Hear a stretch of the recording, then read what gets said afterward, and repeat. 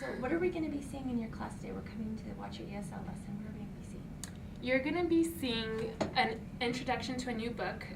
Unit 4 and 5 of ELA CCSS is all based on folktales, myths, and cuentos populares, right? So there we have a new story. It's coming from Treasure Chest. Okay. And I'm going to introduce it. I do a read aloud to them, and then they go off into their language domain centers. Okay. So you'll see that. Okay. And talk to me a little bit about how you've arranged your centers with the language domains that we get from Access Scholars. Yes. This is something new that I'm doing this year. I started right after our pet visit, and they said that those were the two immediate things that we had to focus on. So immediately I've changed it, and if you'll see on the wall, I've broken up 4 centers, the students into 4 centers. There's a listening center, which is I record my voice at the students' levels. They're in groups. They're grouped homogeneously by actually DRA levels, and I'll talk to you about why DRA versus the Access. And then I read a book at their level. I record it on all 5 iPods, and then the students sit there. They listen to it the first time. Second time, they read aloud as they hear my voice, and the third and fourth time, they read recording their voices, so they could hear back and follow along with the book. Then, if time allows, they can start to process over, or they're gonna do a response to the book. So that's the listening center with the iPods. I lead the speaking center, of course, since I am the English language model, since they, like 99% of my students, all 18 except for 18 out of 19 are still ELL, 1 FEP student. So I lead the speaking center with the cue cards from the story that they read in Treasure Chest.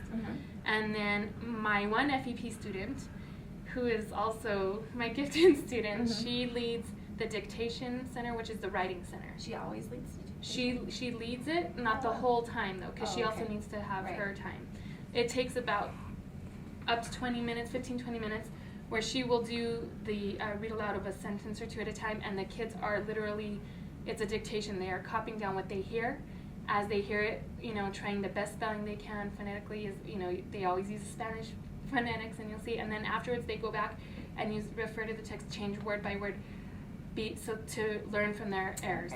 So that, it's not just like a free write, it's more that they do that, and then if they're done with that, so that they could get the correct grammar and spelling and conventions, then they can go back to the text that we read and write on that.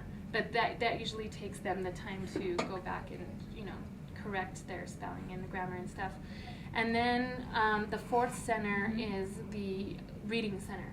So they get the Treasure Chest book that I read aloud to them, that when I introduce it, and they go and they read it too, right? So no, this is a separate center. Oh, okay. No, it's the same book, but it's a different, and they read it. They read it, either partner read it or individually, independently read it at least 3 times before they can go ahead and read from their Goodfoot book bins, which is at their level in English according to the DRA. So there's the reading center, the writing center, the listening center, and the speaking center.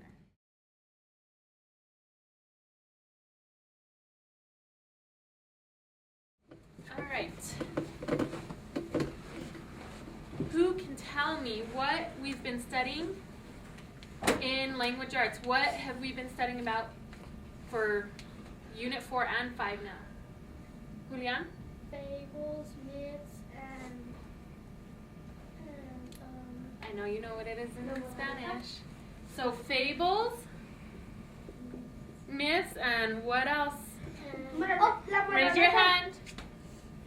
And it's English time. Let's practice your English. Do you want to try? I know you have it on the tip of your tongue. 2 words.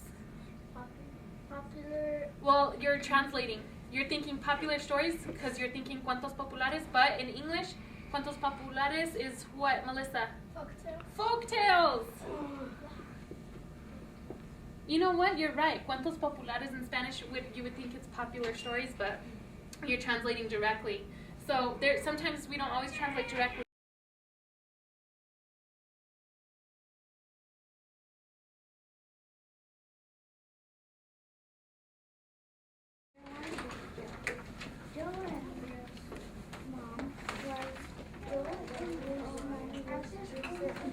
Probably one big one.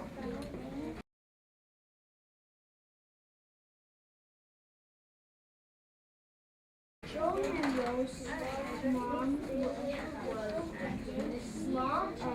This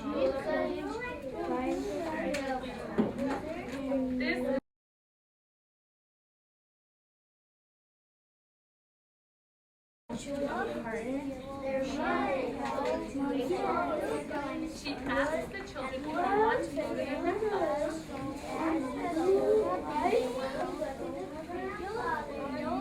Both children.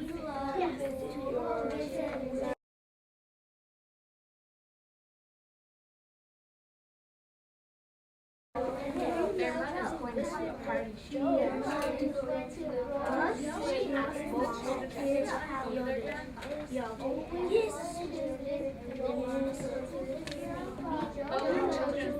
yes. Both children say yes. Okay, class. You get two. Go ahead.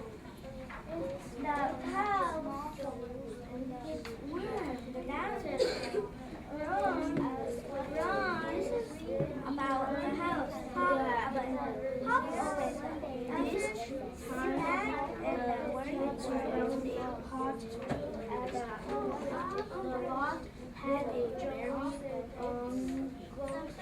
Good job.